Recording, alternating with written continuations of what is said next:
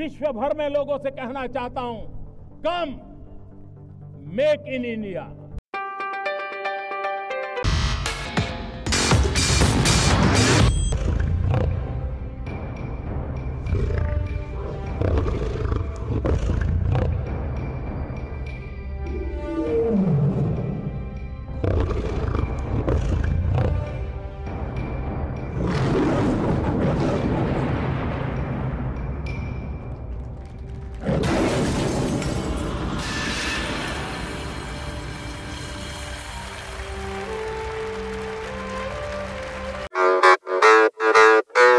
दो दिन पहले सुनने को आया कि हमें मोदी जी से मिलने का मौका मिल रहा है।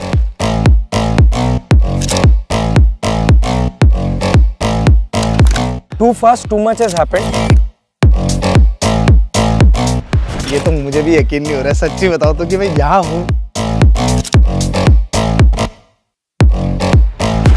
वो एक्साइटमेंट अंदर रखना है ना, वो बहुत मुश्किल था मेरे लिए। तो पहले तो हमको देख के ऐसा लगा कि हमारे जो ड्रीम्स थे वो रियलिटी में बदल गए। आई थिंक ये वंस इन अ लाइफ वाला एक चीज़ हो गया जो मैं आई थिंक कभी नहीं भूल पाऊंगी। He is a global leader. Getting to meet him is insane.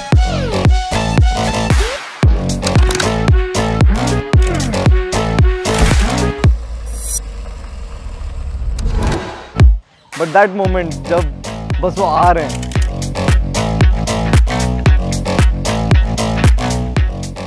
that was like heart beat stop हो जाने वाला मोमेंट था वो। स्वागत है आप सबका।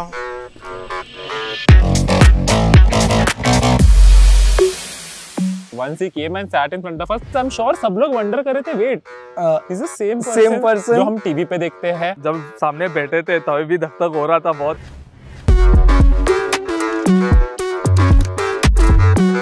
आप लोग एक दूसरे को कभी मिलते हैं या पहली बार मिले? नहीं, मिलते हैं हम लोग। मिलते रहते हैं।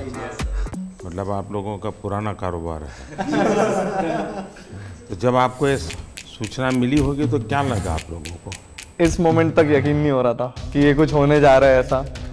नहीं, पहले मिलेंगे फिर ही हम लोग सेलिब्रेट करेंगे, क्योंकि मालूम नहीं कैसे कब। हाँ, ऐसे आजकल तो फेक की दुनिया है ना। सर अभी भी नहीं लग रहा है कि आप सामने हैं। अच्छा, होने दीजिए। मेरे को यकीन नहीं हुआ पहली बात तो कि आपने बुलाया। तो सर एक बार लगा कि जो आपसे ये बात करने का मौका मिलेगा डेफिनेटली हम लोग फ्रंट फुट में आ जाएंगे, और हमारा जो सबका एक गोल है ना वो आज वैलिडेट हो गया सर। वो गेमिंग की जीत हो गई सर, आप बुलाए वो आज इंडस्ट्री जीत गई। जो थोड़े दिन पहले नेशनल क्रिएटर्स अवार्ड हुआ था, इवन उस टाइम को भी हमें यही लगा था कि फाइनली इतने सालों के बाद ऐसे लग रहा है कि क्रिएटर्स गवर्नमेंट इज रिकॉग्नाइजिंग हमारी क्रिएटिविटी। जो हम यूट्यूब पे करते, जो हमें लगता था कि हाँ हमारी लोग देख रहे हैं, फैंस देख रहे हैं, यही हो रहा है, बट आप लोगों ने उस क्रिएटिविटी वाले अवार्ड में भी अप्लाई किया था? मैं तो गया था सर, हम तो बिल्कुल आपके इतने दूर बैठे हुए थे टाइम पे, उसमें भी यकीन नहीं हो रहा था। ना परिचय बता दीजिए पहले सबका। नमस्कार सर, मेरा नाम अनिमेश अग्रवाल है। मैं 28 साल का हूँ। मैं गुवाहाटी असम से हूँ। मैं बहुत ही यंग एज में पढ़ाई कर रहा था जब मैं सीए का। कोई यंग एज में पढ़ाई करता है? जी सर, वही मतलब कंपेयर टू कि अभी भी 28 साल का ही मैं खुद को यंग ही मानता हूँ, तो मैं और यंग की बात कर रहा हूँ। तो मैं सीए का पढ़ाई कर रहा था, मैं सीए फाइनल्स तक पहुँचा था, और मैं सीएफए और एफआरएम की भी लेवल 1 दे चुका था। मैंने अपने माता पिता से 1 साल का ब्रेक मांगा था अपने पढ़ाई से गेमिंग की करियर को परस्यू करने के लिए। जब मैं 2018 में स्टार्ट किया, मैं सोच के घुसा था कि 1 साल मैं गेमिंग में पूरा दूंगा और कुछ बनने की कोशिश करूंगा। तो परिवार में क्या रिएक्शन आया?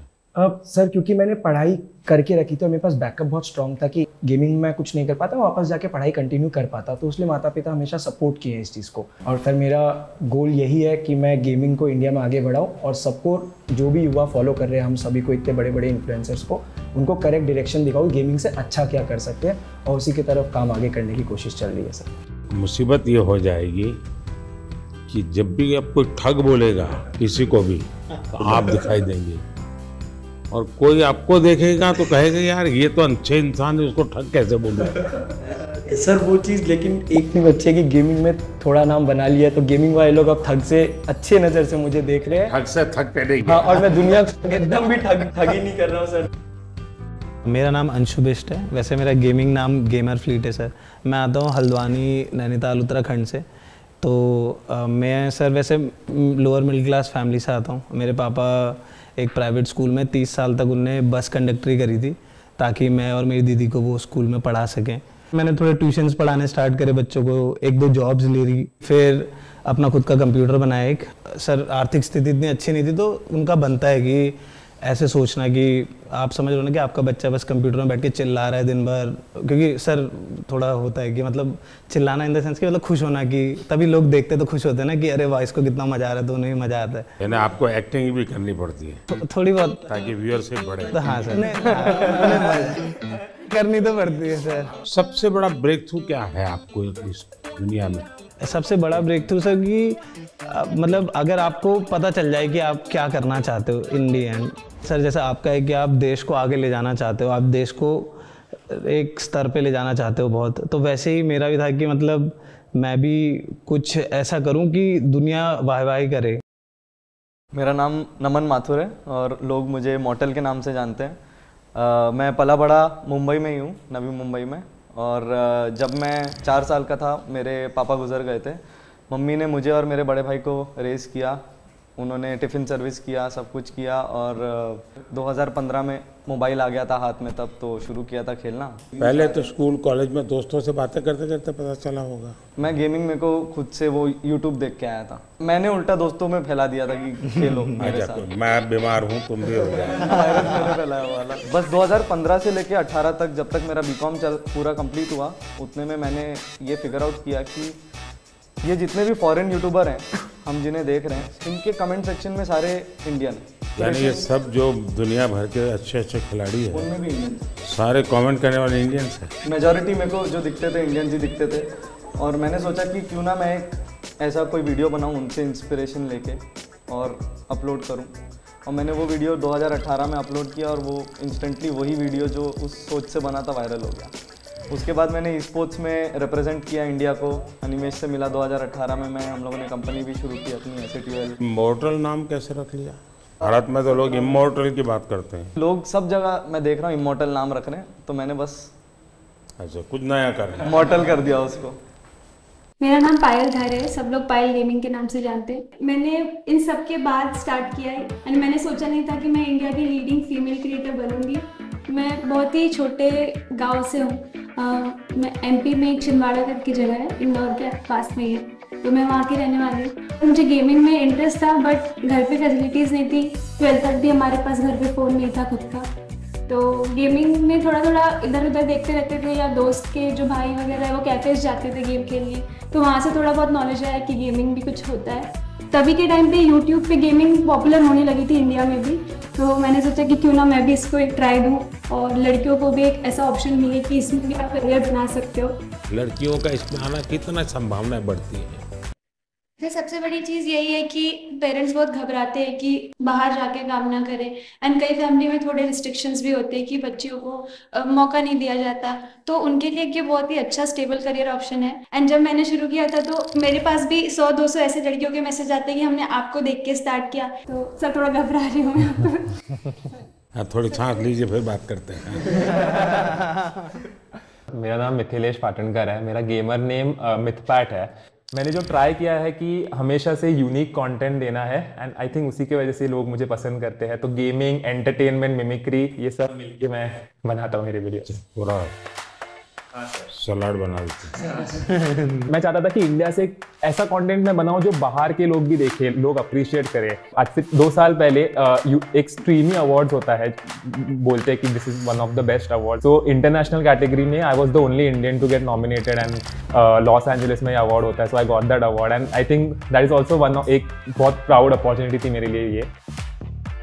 नमस्कार सर, मेरा नाम तीर्थ मेहता है, मैं भुज कच्छ गुजरात से हूँ और मैं 2014 से हार्टस्टोन नाम की एक गेम है उसमें compete कर रहा हूँ। तो भुज में ये बीमारी कहाँ से आई? सर ये तो ऐसा है ना कि हर कोने कोने में फैली हुई है अभी तो। लोग आपको कच्छ में जानते हैं कि ऐसे कुछ कर रहे हैं आप? हाँ, अभी तो मतलब बहुत सारे लोग लेकर के जाना पड़ता है। नहीं अभी तो क्या आप मुझे देखिए मेरे पास तो ये है। हाँ मतलब इनिशियली तो किसी को पता नहीं था, बट जब से ये मेडल हासिल हुआ है तब से काफ़ी मतलब कहे तो सब पहचानने लगे हैं। हेलो सर, मेरा नाम है गणेश और लोग मेरे को एसके रॉसिया से जानते हैं और मैं बेंगलुरु से हूँ और मैं एक प्रोफेशनल ई स्पोर्ट्स एथलीट हूँ। जो मैं जब से कॉलेज में मैं गया, दोस्त लोग ने मेरे को गेम को इंट्रोड्यूस किया और जब मैं खेला, अचानक से उधर जो भी लोग खेलते हैं उन सबसे अच्छा खेलने लगा। तो मेरे दिमाग में आया कि ये चीज़ मेरे को असली में मज़ा आता है करने में और इस पे मेरे को कुछ बड़ा करना है। मैं जब 17 ईयर ओल्ड था, मैं इंडिया को रिप्रेजेंट किया 2017 इंडोनेशिया में। तो जब मेरा सक्सेस मिला और मैं I could take the responsibility, मेरा माँ बाप का जो ड्रीम था घर बनाने का, वो मैं कराया और दोनों को जॉब से रिटायर कराया और अभी सब रिलेटिव्स बोलती बंद। आई वाज लाइक धक हो रहा था पूरा कि क्या बात करूं उनके सामने, बट आज जब मिला आई जस्ट लाइक जो भी मन में है, जो भी मेरा स्टोरी है, जो मेरे को जानता है, वो सब बोल दिया मैं उनके सामने। एक साथ आप लोग कितने घंटे खेलते हैं continue? I think e sports athlete जो होते हैं वो दिन के 6 से 7 घंटे प्रैक्टिस के देंगे, क्योंकि वो उनकी पूरी रूटीन होती है। वो दिन में उठने का समय, गेम का समय, डाइट, सब कुछ होता है। कंटेंट क्रिएटर्स का सर अगर मैं बताऊँ तो आई थिंक सब लोग ऐसे होते हैं कि दिन में 12 घंटे सिर्फ सोच ही रहे हैं और फिर हो सकता है वीडियो बनाने में वो 2 घंटे ही बन गए या फिर वो 10 दिन तक नहीं बने। हमारे देश में क्रिएटिव की दृष्टि से गेम की दुनिया में कंट्रीब्यूशन कितना होगा? पिछले 2 साल में जो कंटेंट बन रहा है इंडिया में यूट्यूब पे, वो बहुत नेक्स्ट लेवल बन रहा है। लाइक सब ऑफकोर्स लोगों के पास फोन्स आ गए हैं, सबके पास अभी इंटरनेट एक्सेस आ गया, तो हम लोग ऐसा नया नया कंटेंट देख रहे हैं इंडिया में जो आई थिंक वर्ल्ड में किसी ने बनाया नहीं है। मैं शौक हो जाता हूँ कि इंडिया में इतना सस्ता है, इतना मतलब अच्छा है। इवन फॉर एग्जाम्पल अगर गेमिंग बाजू में रखे तो एग्जाम्पल यूपीआई भी इट्स ऑल्सो सिस्टम जो बाहर इतना अच्छा नहीं, मतलब कोई सिस्टम नहीं है जो इंडिया में। It's a blessing. गेमिंग की दुनिया में आज करोड़ों बच्चे हैं, उनको ये मालूम है कि हमारे यहाँ इंटरनेट इतना सस्ता है, उसी के कारण उनके लिए अपॉर्चुनिटी बनी है। पता है? बिल्कुल सर, मैं तो खुद ही मानता हूँ सर कि पूछोगे ना, वो सबसे पहले बोलेगा फ्री इंटरनेट। यहाँ पे जो भी बैठा है हम सब, हमारी शुरुआत ही ऐसी हुई है सर। जिस तरह से free internet, cheapest internet I think India के टॉप 5 चीपेस्ट कंट्रीज में आते हैं। तो सर आज के दिन भारत में 15,000 गेम डेवलपर्स कहे जाते हैं एंड 1400-1500 से ज़्यादा गेम स्टूडियोज भी है। सर वैसे तो भारत में अगर आप देखो जो गेमिंग है 5 से 6 साल पहले ही बूम होनी शुरू हुई। 2019 में आई थिंक मैं बोलता हूँ कि गेमिंग काफ़ी स्पीड पकड़ी, रफ्तार पकड़ा और 2000 सब कुछ मेरे आने के बाद जी। एक ऐसी घटना बताइए किसी के साथ आपको गेमिंग के दरमियान कुछ हो रहा, आपने कहा और एक स्पार्क कर गया, ऐसा कुछ याद आता है? मेरे तो लाइव चैट में आया था, एक लड़का बोला था कि मेरा ब्रेकअप हो गया, तो मैंने बोला था कोई बात नहीं, तेरा भाई तेरे साथ है। देखिए, मान लीजिए कि मैं एक बिल्कुल स्टूडेंट हूँ और मुझे कुछ मालूम नहीं है ये गेमिंग की दुनिया क्या है। परसेप्शन का ही मुझे पता है जो ये बच्चे टाइम खराब करते हैं, पता नहीं दिन भर उसी में बैठा रहता है। मुझे याद है मैं परीक्षा पे चर्चा कर रहा था, तो मैंने ऐसे कहा कि ये कुछ बच्चे ने मुझे उलट पुलट पूछा, मैंने कहा तो ये पबजी वाला लगता है, ये पबजी वाला है क्या? वो तो मोमेंट था सर, जब आपने ये पबजी वाला है बोला था, तो मैं उस समय पबजी में ही रिप्रेजेंट कर रहा था इंडिया को, और मेरे रिलेटिव्स तब मेरे को ऐसे मम्मी को कॉल करके बोल रहे थे कि ये नमन को बोला था क्या? तब मैं इतने उस रिप्रेजेंट कर रहा था तो वो सबको पता था, तो कहीं आपने मुझे तो नहीं बोला, ये डाउट आ गया सबको। ये एक ऐसा क्षेत्र है जो अननोन है। ऐसी स्थिति में क्या आप लोगों को क्या अनुभव आता है जब बच्चों से बात करते हो, उनके परिवार से बात करते हो? कोई तो माँ बाप ये थे कि तुम बंद करो, मेरे बच्चे को बिगाड़ रहे हो। ये तो सर अगर पेरेंट्स मिलते हैं हमें, पेरेंट्स यही बोलते हैं कि हमारे बच्चों को बोलो कि पढ़ाई करे, सिर्फ आपके वीडियोस देखते रहते हैं। तो मैं अच्छा, फिर वो काम भी आप ही को कहते हैं। बहुत बार न्यूज़ में देखा है कि पेरेंट्स का क्रेडिट कार्ड यूज करके बच्चों ने गेम्स में इन गेम पैसे होते हैं वो लिए, एंड वो चीज़ बहुत बड़ी न्यूज़ हो जाती है। उससे क्या होता है कि फिर हमें भी अफेक्ट हो जाता है उससे। राइट नाउ मेरा एक ही गोल है कि अगर किसी बच्चे को भी ई स्पोर्ट्स एथलीट बनना है या बहुत स्किल लेवल पे, टॉप लेवल पे खेलना है, उनको मैं कैसे गाइड करूँ, उनका पेरेंट्स को मैं कैसे गाइड करूँ, बिकॉज ये अवेयरनेस बहुत कम लोग के पास है। घर में ऐसा लगता है कि जैसे स्पोर्ट्स एक एक्टिविटी जरूरी है या डांसिंग सीखना माँ बाप चाहते हैं कि बच्चे को आना चाहिए, क्योंकि वो भी एक व्यक्तित्व के विकास का एक हिस्सा है। लेकिन ऐसी चीज़ों को प्रतिष्ठा मिलने में सदियों की एक पुरुषार्थ रहा है। अगर देखी जाए हमारा देश स्पोर्ट्स में हमेशा बहुत आगे रहा। आज के दिन भारत का one of the most popular sport cricket है। पर अगर 1983 वाली वर्ल्ड कप नहीं जीतती तो मे बी सब लोग उतना क्रिकेट में नहीं जाते, और अगर मे बी देश में एक सचिन तेंदुलकर जैसे बड़े नाम नहीं आते तो सब लोग वो बनना नहीं चाहते। सर गेमिंग 5-6 साल पहले ही शुरू हुआ और आज काफ़ी लोग हैं इंडस्ट्री में, कम्युनिटी में हमारे जैसे गेमर जिन्होंने भारत को रिप्रेजेंट करके नाम कमाया। तो सर आई थिंक आज कोई गेमिंग के लिए अगर ये पूछे कि ये क्यों करना है तो मैं उनको यही जवाब देता हूँ कि इसको आप साइड हसल रखिए। जो लोग सोचते हैं अनऑर्थोडॉक्स है, बेकार चीज़ है, टाइम वेस्ट कर रहे हैं लोग अपना, उसको करके आप प्राइम मिनिस्टर, अभी हम लोग प्राइम मिनिस्टर सर के रेजिडेंस में, तो वहाँ तक जाके उनसे बैठ के एक राउंड टेबल में बैठ के उनसे बातें कर सकते हो, तो वो बहुत अनरियल था। और फॉर श्योर लोग अब गेमिंग को एक अलग नज़रिए से देखेंगे कि हाँ ये भी कुछ है और इसमें भी कुछ करा जा सकता है। एज अ गेमर मैं कहूँगा कि ये मेन इम्पोर्टेंट चीज़ जो पीएम सर ने मेंशन की कि डाउन द लाइन ग्रो करना है एक इंडस्ट्री को, तो उसमें एक पेरेंट्स का इन्वॉल्वमेंट बहुत ज़रूरी है। उनका वही पेरेंटल एडवाइस, पेरेंट्स भी सपोर्ट करना, वो एक बहुत इम्पोर्टेंट फैक्टर है। आपकी दृष्टि से मुझे बताने जैसी कोई चीज़ आपको लगती है, यार आपको कोई मन में प्रश्न है तो आप, क्या कोई रेगुलेटरी बॉडी हो सकती है? रेगुलेट शब्द ठीक नहीं होगा, वरना सरकार का स्वभाव होता है हर चीज में हाथ डालना। सरकार का मूल नेचर ये है। अब दो चीजें होती हैं कि या तो आप उनको दबाने की कोशिश करो, या तो कानूनी सारे बंधन लगा करके उनको अलग करो। दूसरा है कि आप चीज को समझो, समझ करके हमारे देश की रिक्वायरमेंट के अनुसार उसको मॉडिफाई करो, उसको कुछ कानून नियम व्यवस्था के अंदर ढांचा में लाओ, उसकी प्रतिष्ठा बढ़ाओ। अगर प्रतिष्ठा बढ़ जाती तो फिर बुरा करने वालों को बहुत देर लगती। मेरी तो कोशिश है कि देश की स्थिति इतनी आगे ले जाए हम कि 2047 तक खास करके मध्यम वर्गीय परिवारों की जिंदगी से सरकार बिल्कुल बाहर निकल जाए, वरना ये कागज लाओ, वो कागज लाओ, ये दो, यहाँ क्यों गया, वहाँ क्यों गया, उसी में ही जिंदगी फंसी हुई है। सरकार की जरूरत गरीब को होती है, उसको मुसीबत के समय सरकार मिलनी चाहिए।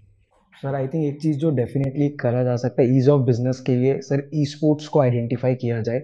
ई स्पोर्ट्स को बहुत टेक्निकली जैसे स्पोर्ट्स आइडेंटिफाई हुआ है, एक अलग से आइडेंटिफाई हो जाए कि स्किल बेस्ड गेमिंग है, इसमें कोई पैसों का गेम में पैसे लगा के पैसे जीतने वाला खेल नहीं है। सर अगर वो आइडेंटिफाई हो जाती है और सबको पता चल जाता है ये across all government bodies and all bodies जिनके हमें फाइनेंशियल ट्रांजेक्शन भी करना पड़ता है, वो बहुत महत्वपूर्ण होगा। रेगुलेटरी बॉडी ऐसा कि आपने कहा कि बंदिश वाली अभी इंडस्ट्री बनी नहीं है क्योंकि अभी बढ़ रही है, तो खुले में बढ़ने देंगे, पर साथ में अगर पुश मिलेगा तो कुछ साल बाद आई थिंक इंडस्ट्री रेडी रहेगी कि सरकार आके उसमें इसको कोई बंदिश की जरूरत नहीं, खुले में ही जाना चाहिए, तभी जाकर के ये फले फूले।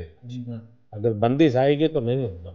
क्या आपको फेस करना पड़ता है गेमिंग एंड गैम्बलिंग, इन दोनों की लड़ाई आपके सामने आती होगी, तब आप कैसे हैंडल करते हैं? मतलब वो ऐसा समझते हैं कि हम जो फास्ट टाइम मांगते होंगे, वेस्ट टाइम मांगते होंगे। हाँ, जैसे हम मतलब गेम्स खेलते हैं वो काफ़ी अलग रहती है, बट वो ऐसे समझते हैं अच्छा ये तो हम जैसे लूडो खेलते हैं वैसी कोई गेम हो गई, बट वैसा नहीं है। वो हम कह सकते हैं कि चेस जैसी एक कॉम्प्लेक्स गेम्स हम मोस्टली खेलते हैं, इसमें बहुत सी मेंटल स्किल्स भी चाहिए रहती है, फिजिकल स्किल्स भी चाहिए रहती है। सर आरएनजी और स्किल बेस्ड गेम को बहुत हाई लेवल में डिफरेंशिएट करें। सर आज भारत के एथलीट्स जाके ओलंपिक्स में प्रपोज है, एशियन गेम्स, कॉमनवेल्थ गेम्स में प्रपोज है। आप लोग एक काम कीजिए, ये जो क्या समस्या है आपकी, मुझे कभी मेल कर दीजिए मेरी ऑफिस में, एग्जैक्टली क्या प्रॉब्लम फेस करते हैं आप।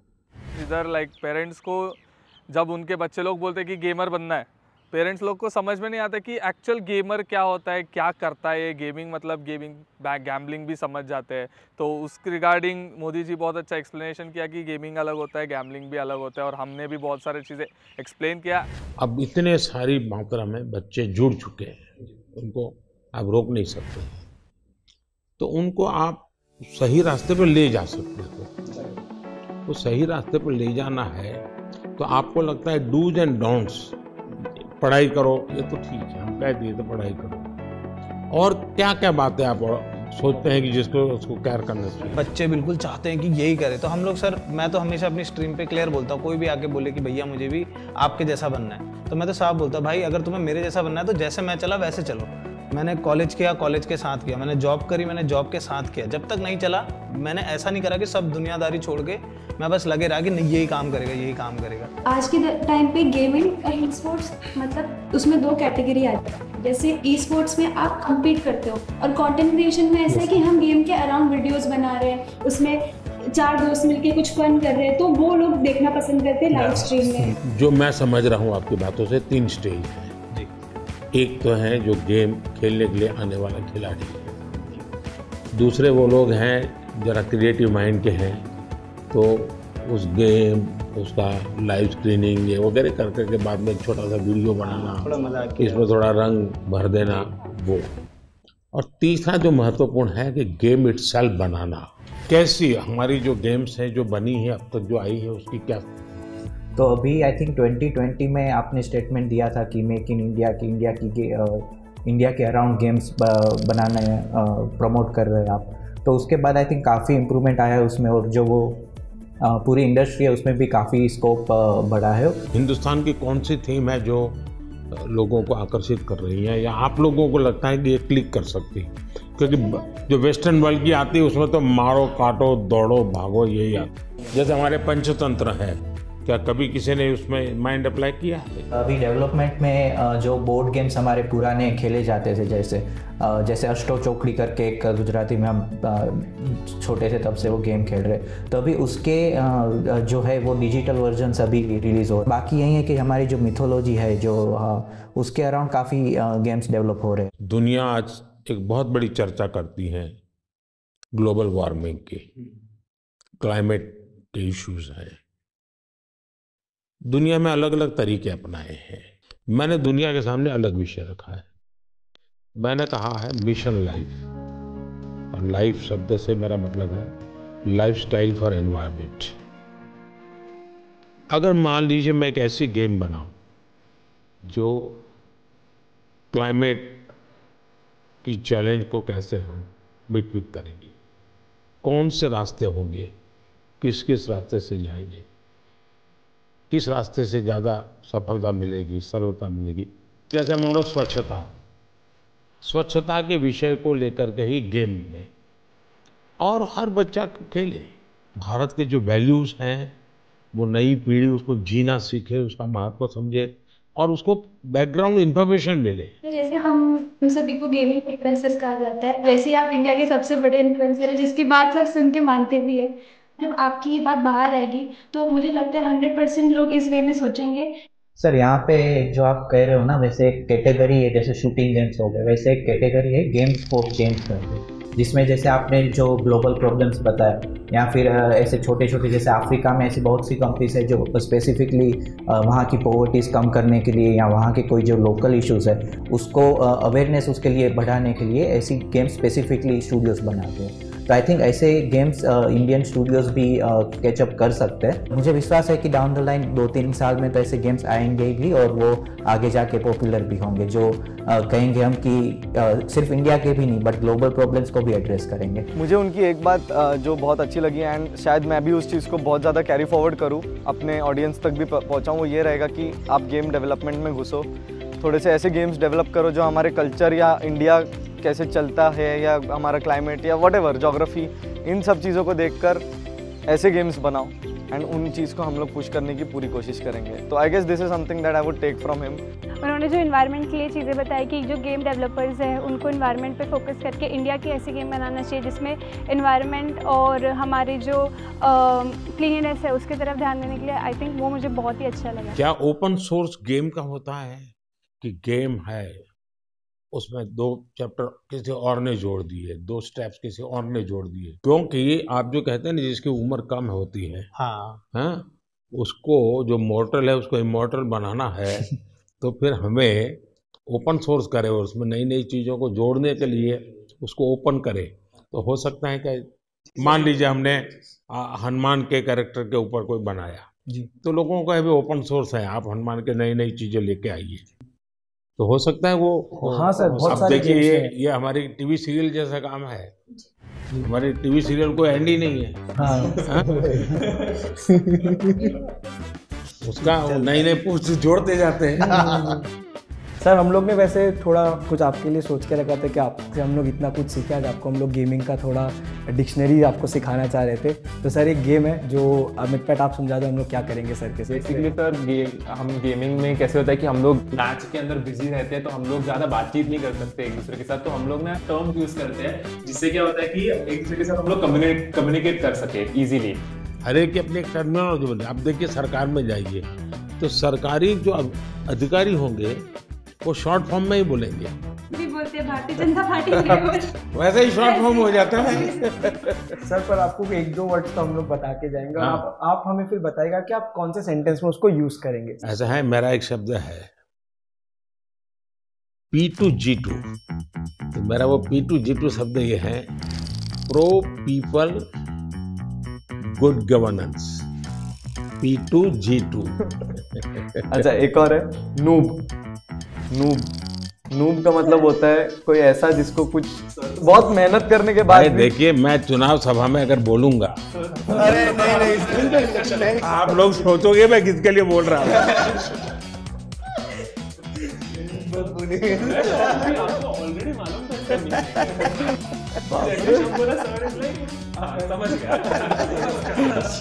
अगर मैं बोल दूंगा तो लोग उसके लिए बोला है। ग्राइंड करके एक वर्ड होता है, तो ये तो खैर आप गेम में भी इस्तेमाल कर सकते हो, आप कहीं भी इस्तेमाल कर सकते हो। ग्राइंड मतलब सर मेहनत करना हो गया basically.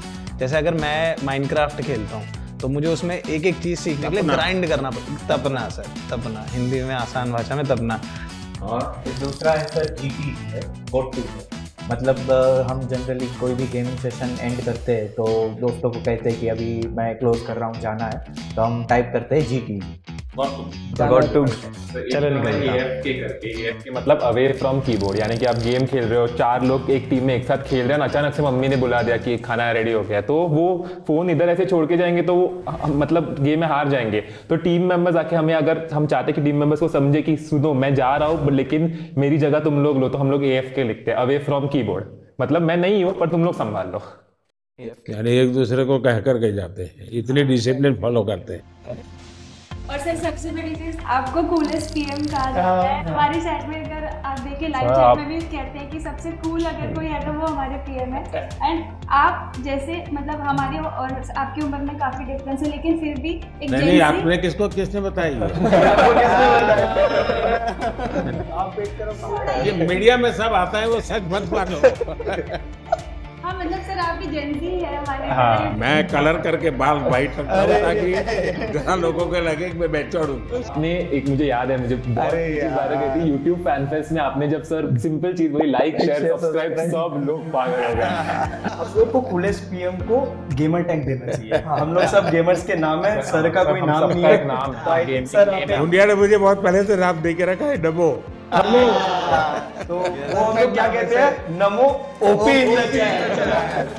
Sir OP is overpowered और आपको सबसे ज्यादा ही ओवरपावर्ड, सबसे ज्यादा पावर। सर अभी कुछ आपके साथ गेम्स चलिए थे।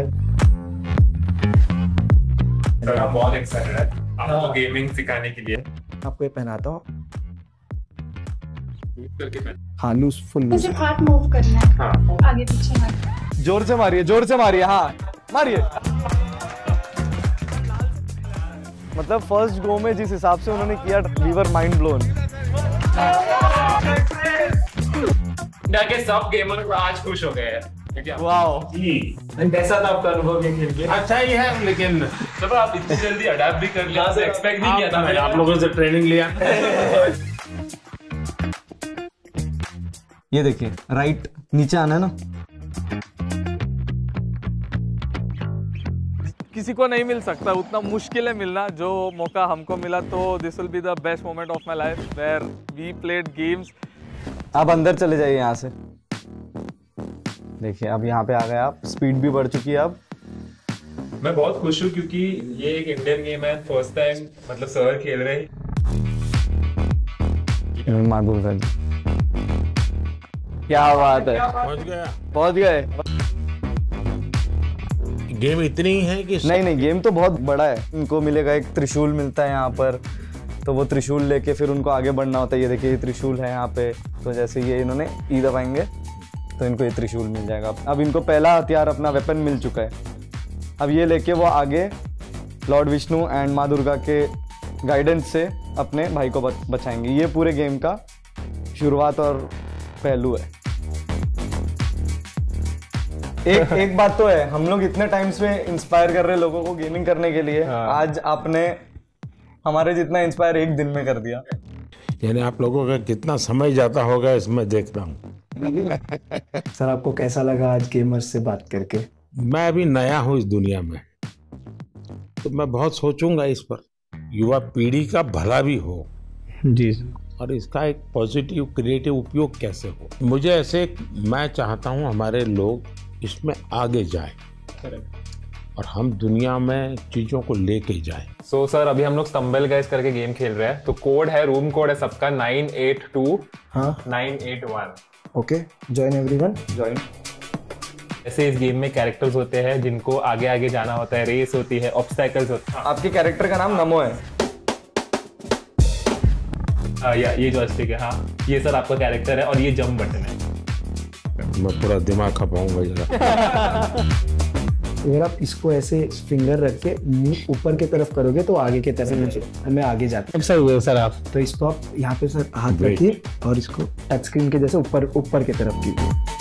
चलिए सर, चलिए। अच्छा, इधर जंप करना है। जैसे ही नीचे जाएगा राइट वाला बटन दबाना है आपको।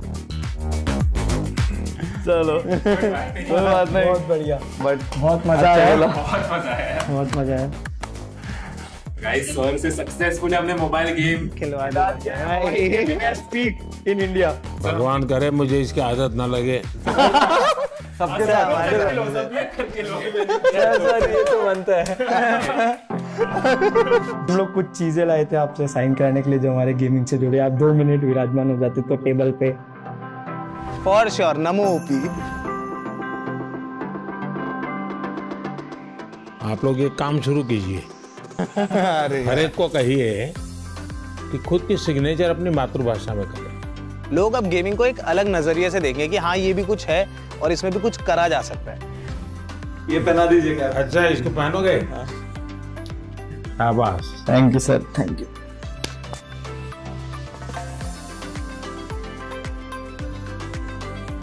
सर आपके साथ वैसे कैसे फोटो चाहिए जिसका थम्स अप कर दो जैसे गेम में हम। हाँ चलिए। I think Indian gaming peaked today. Who is the biggest influencer in India? It's our Prime Minister. हमने उनसे मिले।